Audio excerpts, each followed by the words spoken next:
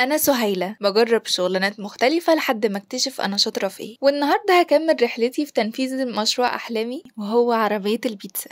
الفيديو اللي فات عرفت الكواليتي عاملة ازاي وطلع لا بأس بها ان انا ابدأ بيها، والفيديو ده هشوف ازاي ممكن اقدر انفذ المشروع على ارض الواقع فعلا. لازم اعمل كل الحسابات وافهم هحتاج كام علشان ابدأ المشروع ده كله. ومعانا ضيف مهم النهاردة هو مستر بطوط، هيكون موجود معايا علشان يساعدني في الحسابات، وعلشان احط البادجت لازم ابقى افصفص المشروع هيحتاج ايه بالظبط، اعرف كل حاجة هتبقى بكام. واهم حاجة واكتر حاجة ممكن هتكون سيوم من البادجت هي العربية نفسها اللي انا هقف عليها. محتاجة احدد شكلها، احدد حجمها، وهقف بيها فين بالظبط. من ضمن الحاجات المهمة اللي بتخلي الشخص اذا جرب الحاجة يرجع تاني يجربها او لأ هي الكواليتي اكيد، وتاني حاجة هي الباكجينج. عشان كده لازم احدد باكجينج يكون شكله ظريف ومش تقليدي، يخلي الناس لما تشوف العلبة في ايد حد يبقى عندها فضول تسأله انت اشتريت البيتزا دي منين. فدخلت بقى بنترست، دورت على اشكال كتير للعربية، ممكن تبقى صغيرة، لحد ما استقريت على واحدة شكلها لطيف، ودورت برضو على شكل يكون للباكجينج لحد ما لقيت تمبلت مناسب هيحتاج بس يتقص ويتلزق. بعدين نزلت وطبعت التمبلت ده وهقصه معاكم دلوقتي، واسمحولي كده عقبال ما اخلص احكي لكم عرفت سعر العربية ازاي وعملت فيها ايه.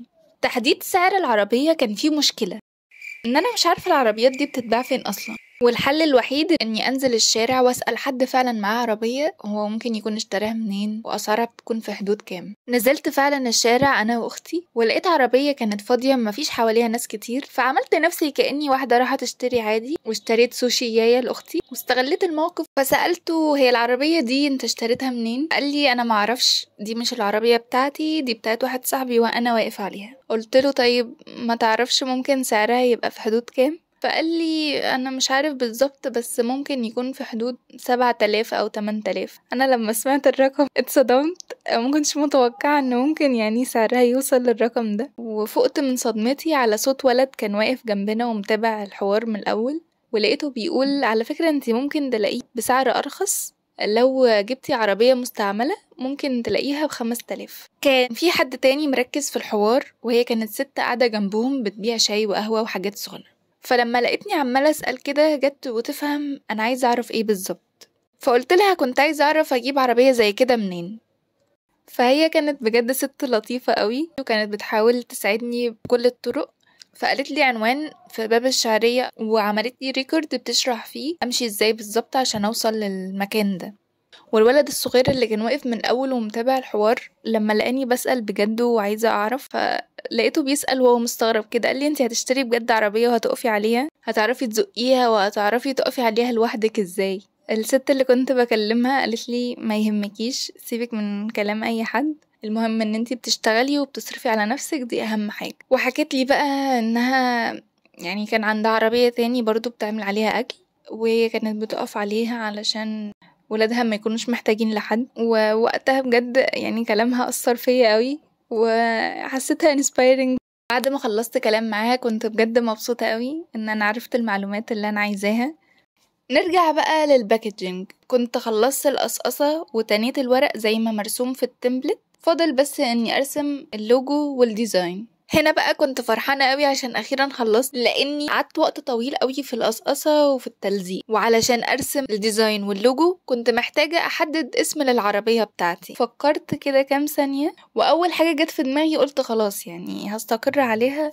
رسمت بقى بالقلم الرصاص عشان هي ورقة واحدة فمش عايزة اخاطر. كنت مبسوطة ان الشكل ابتدى يبان له ملامح على الورقة، وبعد ما خلصت كان لازم احبر بالالوان بقى. الخطوة دي كنت مترددة ان انا ابدأ فيها علشان لو قلم جه في حتة غلط خلاص كده الدنيا كلها راحت في داهية، بس بدأت ارسم وما كنتش متوقعة ان شكله هيطلع حلو قوي كده في الاخر، وحبيت اجود وقلت هرسم في الحتة دي كلمة بالايطالي معناها بالهنا والشفا، ومنه توضيح ان العلبة بتتفتح منين بالظبط. بعد ما كتبتها دي كانت النتيجة والحمد لله خلصت من الباكجينج. ندخل على الجزئية اللي بعدها وهي الرو ماتيريالز. لازم ابقى محدده كل حاجه هبقى مستخدماها في المشروع بتاعي. واهم حاجه بالنسبه لي فرن اسخن فيه البيتزا. اللي جه في دماغي علشان اقدر اشغل الفرن هو مولد كهرباء، بس مهما دورت مش لاقيه ليه اي سعر او اي حاجه، فتقريبا دي حاجه مش افيلبل قوي. فلو انتوا تعرفوا حل تاني غير المولد للكهرباء قولولي في الكومنتات، ولو في اقتراح تاني اصلا ان انا اسخن فيه البيتزا غير الفرن عرفوني. وكتبت كل المكونات اللي بحتاجها علشان اعمل البيتزا. ويلا بينا على اهم جزئية، وهي ان احنا نحط الارقام ونشوف هناخد كام فعلا علشان ابدأ المشروع ده.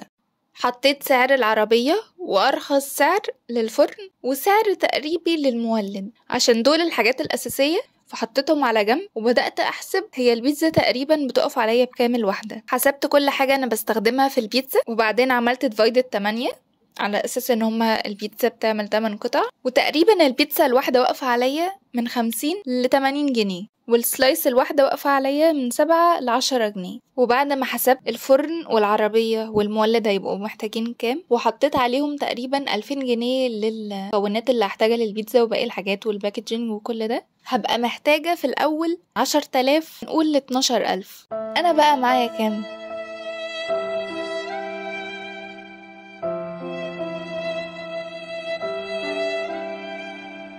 بس خليني أكمل الموضوع والحسبة للآخر. حسبت تقريبا إني هبيع القطعة ب30 جنيه، وبالرقم ده هبقى محتاج أبيع 517 قطعة بيتزا عشان أغطي التكلفة اللي دفعتها في الأول دي كلها. هل أنا بقى هقدر أبيع كل الكمية دي ولا هخسر وابقى رميت فلوسي على الأرض؟ السؤال ده خلاني مترددة ومش عارفة الموضوع يستاهل أكمل ولا ما كملش. قولولي انتوا شايفين الموضوع يستاهل ولا لا. وبالنسبة لي لحد ما اخد قرار كمل في مشواري في تجربة الشغلانات المختلفة لحد ما اكتشف انا شاطرة في ايه. اشوفكم الفيديو الجاي ان شاء الله.